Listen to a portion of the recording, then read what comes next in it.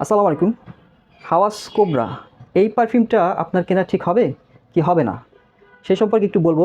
এটা হচ্ছে মূলত একটা সামার পারফিউম এবং এটার সবচেয়ে হাইলাইটেড যে দিকটা রয়েছে সেটা হচ্ছে এটার পারফরমেন্স। এ সম্পর্কে আমি একটু পরে বলছি, আগে এটা টাইপ বলে নিই। এটা হচ্ছে খুবই ফ্রেশ, খুবই ক্লিন, মাস্কি, সিট্রাসি, সোপি টাইপের একটা পারফিউম। এক কথা বলতে পারেন এটা হচ্ছে আউট অফ শাওয়ার সেন্ট।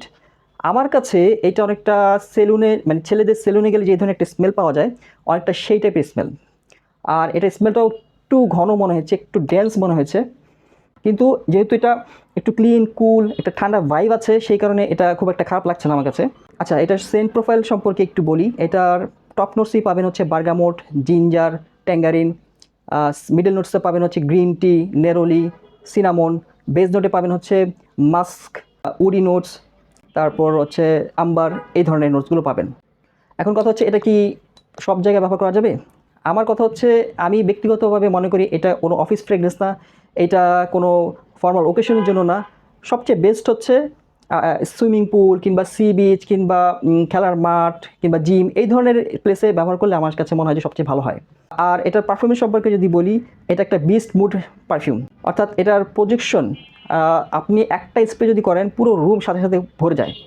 সুতরাং ২ থেকে ৩টা স্প্রে আপনার জন্য যথেষ্ট, খুব বেশি স্প্রে করার প্রয়োজন পড়ে না। বরং স্প্রে বেশি করলে আপনার কাছে সাফোকেটিং বা ওভার পাওয়ারিং মনে হইতে পারে।